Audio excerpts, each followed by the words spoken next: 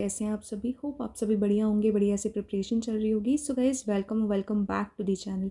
इस वीडियो में जैसा कि आप थंबनेल से समझ चुके होंगे कि 3 कॉमन डाउट्स के बारे में बात करेंगे और बहुत ही इफ़ेक्टिव चीज़ बताने वाली हूँ मैं आपको, इसलिए वीडियो को स्किप नहीं करना है। ध्यान से जो जो मैं बताती जा रही हूँ उसको लास्ट तक सुनना है, समझना है और उसको फॉलो करना है। ठीक है, तो चलिए स्टार्ट करते हैं। तो सबसे पहला डाउट है कि हमारे मॉक के अंदर 60-70 मार्क्स आ रहे हैं, मार्क्स इंक्रीज़ नहीं हो रहे हैं और अभी हमें डाउट होने लग गया कि हमारा एग्ज़ाम क्लियर होगा या नहीं होगा। ठीक है, और थोड़ा सा डिमोटिवेशन भी है, तो इसका क्या सल्यूशन है।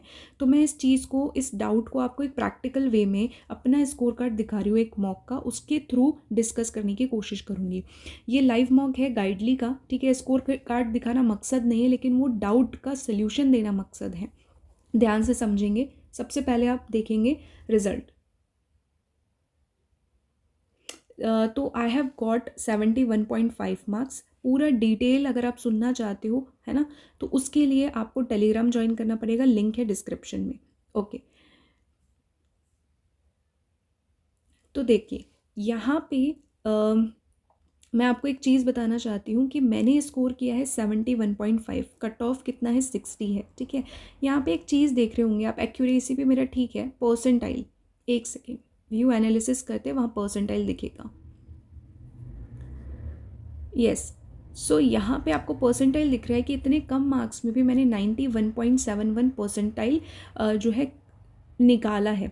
इसका मतलब क्या होता है, देखो इसका मतलब ये है कि मैंने जो है ना 91% लोगों से अच्छा स्कोर किया है। परसेंटेज और परसेंटाइल में डिफरेंस होता है। परसेंटेज निकालते हैं 100 से, ठीक है, और यहाँ पे परसेंटाइल जो है ना, यहाँ पे इसका मतलब क्या होता है कि जितने लोग हैं ना, जितने, जैसे 91% दिखा रहा है तो इतने लोगों से मैंने अच्छा परफॉर्म किया है। इसका मतलब आप थोड़ा सा ऐसे लॉजिक समझना है इसका कि है क्या चीज़, डिपेंड करता है एग्ज़ाम के लेवल पे, यानी मॉक के लेवल पे, है ना।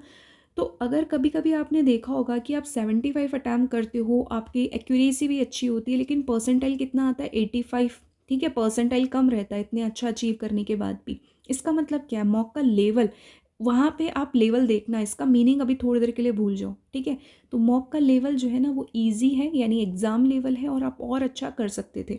ठीक है, लेकिन कभी कभी आप देखते हो कि आपके मार्क्स आ रहे हैं 65, इवन आप देख रहे हो 71.5 या 70, फिर भी आपका परसेंटाइल इतना अच्छा है, इसका मतलब मॉक का लेवल ही ऐसा था।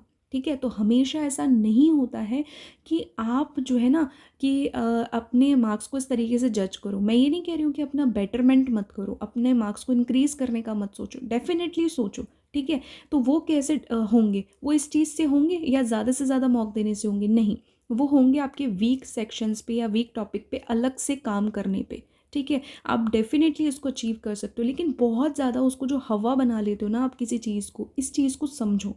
ठीक है, कि अगर आपका इतना भी आ रहा है, जैसे मैं समझाने की कोशिश कर रही हूँ, कम मार्क्स में परसेंटाइल हाई आ रहा है, मतलब एग्ज़ाम का लेवल अच्छा था। अगर मान लो रियल में ऐसी शिफ्ट आ जाती है ना, तो इसका मतलब क्या होगा कि आपको नॉर्मलाइजेशन का फ़र्क मिलेगा। ठीक है, आपको फ़ायदा मिलेगा। तो बस एक्यूरेसी पे ध्यान दो। यहाँ पे मेरी एक्यूरेसी 97% है।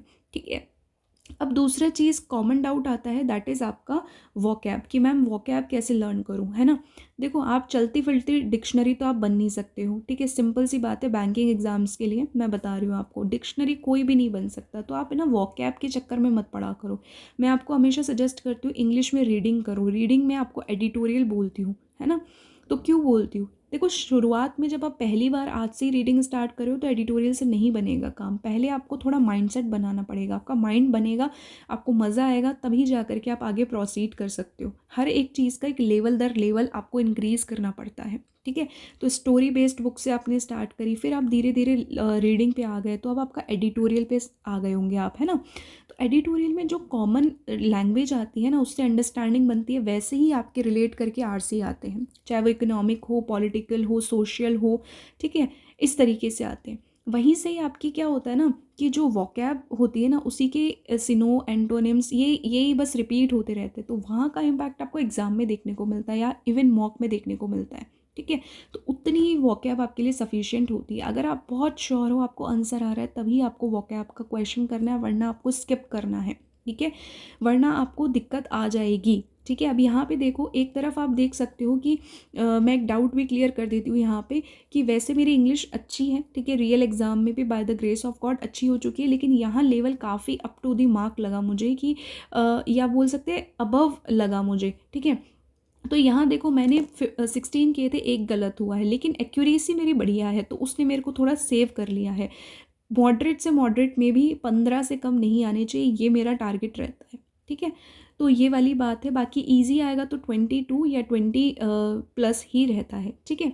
तो यहाँ पे ये चीज़ समझने लायक है, तो ये कंसिस्टेंसी से ही होता है, ओके।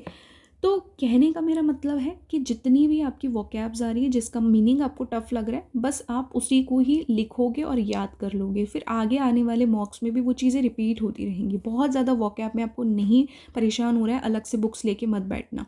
बट एक चीज़ बताऊँगी यहाँ पे, ईडियम, फ्रेजेस और आपके कन्फ्यूजिंग वर्ड्स, ये याद रखो, ये मेंस में, एसबीआई क्लर्क में ज़रूर आते हैं, इवन प्री में भी आ सकते हैं।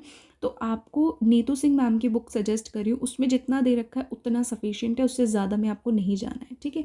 तीसरी चीज़ आती है कि कौन सा मॉक बेस्ट है। देखो, बेस्ट मैं कभी भी ये नहीं बोलूँगी कि ये मॉक लगा लो वो बेस्ट है, ये मॉक लगा लो वो बेस्ट है, नहीं।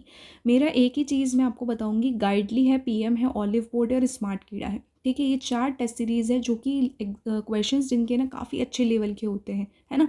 इसके साथ में आपको पेयरिंग करनी होती है, टेक्स्ट बुक की कर लो और अड्डा की कर लो या ग्रेड अप की कर लो, तो मतलब 2 टेस्ट सीरीज़ तो आपको रखनी है, प्लस बीच बीच में लाइव मॉक, जो फ्री मॉक आते हैं या फ्री क्विजेस होती है, वो देते रहनी है, सो दैट आपके वेरिएशन बना रहे, आप एक जगह पर एक चीज़ पर स्टक ना हो, ठीक है।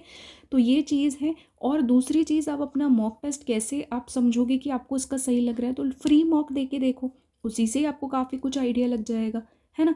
क्योंकि गाइडली, फॉर एग्जांपल, अब जैसे मैंने गाइडली ले लिया और मेरे पास प्रैक्टिस मॉक भी है, तो मेरी प्रैक्टिस उस लेवल की हो चुकी है कहीं ना कहीं जा कर के कि मैंने मेंस भी क्लियर किए हुए हैं, तो मेरे को पता है कि मैं उसको एडजस्ट कर लूँगी, ठीक है। ये वाली बात है। तो आपको स्टार्टिंग में आप स्टार्ट कर रहे हो तो कौन सा मॉक बेस्ट है, ये तभी आता है, समझ रहे हो मेरी बात। हाँ, बस इंटरफेस वगैरह के लिए ऑलिव बोर्ड और गाइडली ज़्यादा हैं कि इंटरफेस इनका थोड़ा एग्ज़ाम ओरिएंटेड होता है, ठीक है। तो ये चीज़ है। बाकी सारे को जो टेस्ट सीरीज़ या सोर्सेज है वो बेस्ट है। आई होप कि मैंने तीनों डाउट्स आपके अच्छे से क्लियर करे होंगे। वीडियो इन्फॉर्मेटिव लगती है तो don't forget to like, share and subscribe, ठीक है। फॉर मोर इन्फॉर्मेटिव वीडियोज़ ज़्यादा से ज़्यादा शेयर ज़रूर कीजिएगा, और कोई भी डाउट है तो कमेंट कर दीजिएगा, as soon as possible I will reply. Till then take care, bye bye, good luck, prepare well.